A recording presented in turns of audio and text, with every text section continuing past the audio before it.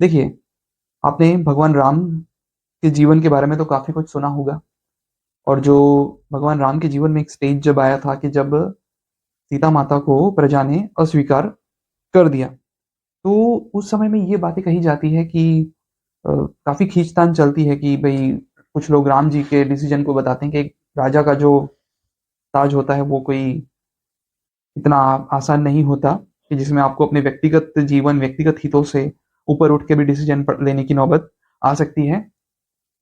दूसरा कि जो व्यक्तिगत फ्रंट पे बात कही जाती है कि अपनी पत्नी जो कि गर्भवती भी है, उनको उस मोमेंट पे इस तरह से उनका त्याग करना, क्या वो सही था? वो सही नहीं था, हम सब जानते हैं। और बात ये है कि ये सिचुएशन आ जाना कि राज्य को चुने या अपनी पत्नी को चुने, ठीक है? तो आपने इतना तो समझा होगा कि एक्चुअली यहाँ पर हम बात क्या कर रहे हैं, हुँ? देखिए, जो एक राजा का जो जीवन होता है, आप राम जी का जीवन देखेंगे कि जब वो पैदा भी हुए थे तब से कि राज्य में जश्न का माहौल माहौल कि हमारे जो अभी पत्नी उनके जीवन में नहीं आई है, राजा साहब आए हैं या राजकुमार आए हैं, फिर वो उनको पूरी ट्रेनिंग और अपब्रिंगिंग भी उनकी इसी तरह से की जाती है कि आगे जाकर उनको राज्य सँभालना है, उनकी प्रजा के प्रति उनके ये कर्तव्य दायित्व है। उनमें योग्यता तो डेफ़िनेटली थी और उसी योग्यता के आधार पर कई ऋषि-मुनियों ने सामने से आकर भी उनको अस्त्र-शस्त्र, दिव्यास्त्र और कई तरह का ज्ञान प्रदान किया कि कल को तुम्हें अपनी प्रजा के लिए, देश-दुनिया के लिए, जहाँ पे भी तुम्हें आपको आवश्यकता पड़ेगी, वहाँ पर आपको इसका उपयोग करना है। तो हर तरह से हर तरह की सुख-सुविधाएँ आपने सुना होगा आज भी कुछ लोग ये राजा की उपाधि लेके घूमते हैं, राजा साहब करके। कुछ लोग आज भी उनके वंशजों का सम्मान करते हैं। तो मुद्दे की बात है ये एक एंटाइटलमेंट, ये एक प्रिविलेज, ये एक आपके जन्म के साथ खड़ा हुआ एक कहते हैं ना कि कुछ लोग जो कहते हैं कि भई जो आप सोने की चांदी की चम्मच के साथ में खाने वाले घर में पैदा हुए हैं। तो आपको जो ये इतनी सुख-सुविधाएँ, संपन्नता मिली है तो सामने जो प्रजा को भी जो लौटाना है, वो उनके लिए हमेशा से उनके विवाह से इवन उनका विवाह नहीं भी हुआ होता, तब भी उनके लिए एक राजा के पॉइंट ऑफ व्यू से उनकी प्रायोरिटी लिस्ट में रहना था। वो बात अलग है कि अपनी पिता जो कि उस समय राजा भी थे, उनका जो मान-सम्मान रखने के लिए अपने राजा का, अपने पिता का मान-सम्मान रखने के लिए उन्होंने 14 वर्ष का वनवास स्वीकार किया, जो कि उनकी पत्नी को नहीं मिला था, उन्हें ही मिला था, लेकिन उनकी पत्नी ने भी साथ में जाने का निर्णय लिया। तो उस निर्णय के बाद हम देखते हैं कि उसके बाद आगे की जो घटनाएँ हुई और एक समय आया कि जब लोग रावण का अंत हुआ और उसके बाद जो सीता माता की पवित्रता पे लोगों ने क्वेश्चन पूछने शुरू कर दिए। तो बात ये है कि राम जी को पूरा भरोसा था।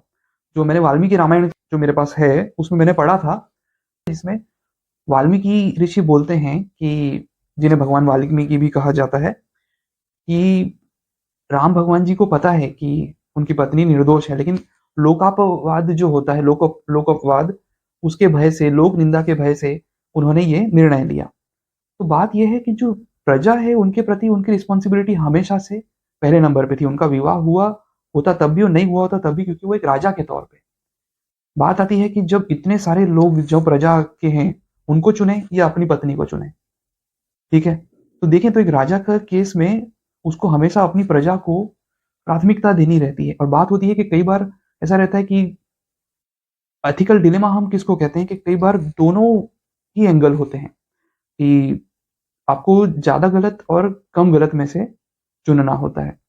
यहाँ पे एक इंसान की बात थी और वहाँ पे कई सारे इंसानों की बात थी। एक राजा के तौर पे बताया ना मैंने कई सारे प्रिविलेज के साथ में वो बड़े होते हैं, तो जब प्रजा को सामने कुछ रिटर्न में देने का समय आया और उसी समय ये स्थिति खड़ी हो गई थी कि अपनी पत्नी और प्रजा में से चुनना है, तो एक राजा के तौर पर उनको अपनी जिन जो पत्नी उनसे इतना प्रेम करते थे, उनका भी उनको त्याग करना पड़ा, जो कि वो चाहते नहीं थे। चाहते तो दूसरा विवाह भी बाद में कर सकते थे, लेकिन उन्होंने अपना एक विवाह का जो निर्णय था, प्रण था, उसको निभाया और दूसरा विवाह नहीं किया। तो बात ये है कि आप देखेंगे कि इस पूरी प्रक्रिया में जो मेन आइडिया क्या था? मेन आइडिया मेरे ख्याल से 2 थे, जिसमें एक तो टॉपिक के तौर पे मैं कह सकता हूँ।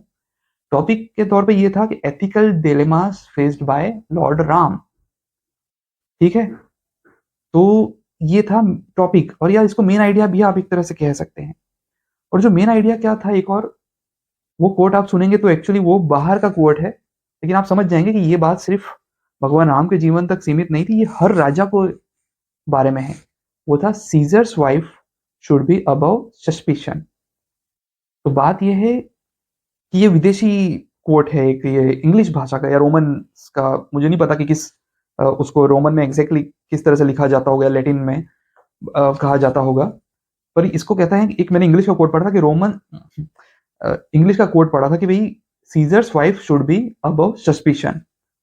तो ये चीज आप देखेंगे कि इसका एक और एग्जांपल हमें देखने को मिलता है कि जो निकोलस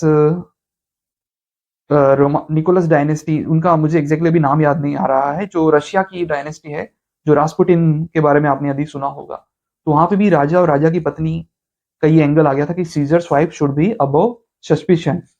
तो बात यह है कि इस पूरी प्रक्रिया में मैंने बताया मेन आइडिया यही निकल कर आया कि seizures wife should be above suspicion. हम हमारे मन में एक इमोशनल फ्रंट पे ये बात आ सकती है कि प्रजा को ऐसा नहीं सोचना चाहिए था, प्रजा को कन्विंस किया जाना चाहिए था, 10 तरह की बातें। लेकिन उस परिस्थिति में वही एक समय आ चुका था कि एथिकल डिलेमा वाला, कि ज्यादा गलत और कम गलत में से चुनना था। हालांकि कुछ लोग इस बात को भी ज्यादा गलत बोल सकते हैं कि उन्होंने सीता माता के साथ ऐसा क्यों किया, लेकिन एक राजा के तौर पे कई सारी जो जिंदगियां हैं, जो उनको जो प्रिविलेजेस मिले हैं, उनका प्रजा का जो ऋण है उसको चुकाने का समय आया था। तो उस समय में वो डिसीजन नहीं ले सकते थे। हालांकि हमें ये चीज अच्छी तो नहीं ही लगती है जो हुआ। खैर, मेन मेन आइडिया मैंने आपको बता दिया और टॉपिक भी क्या होता है वो बता दिया। ज्यादातर केसेस में होता है कि पैसेज में मेन आइडिया जो होता है वो पैसेज की कही हुई बात को सपोर्ट करता हुआ पाया जाता है। और आप अजम्पशन और इन्फरेंस में जनरली देखते हैं कि टुकड़ों में बात होती है, कि कोई पर्टिकुलर टुकड़ा की बात होगी कि यहाँ पे ये अजम्पशन था, तो कोई पर्टिकुलर सेगमेंट से वो अजम्पशन उठा लिया होगा, पर्टिकुलर सेगमेंट से वो इन्फरेंस निकाल लिया होगा। लेकिन मेन आइडिया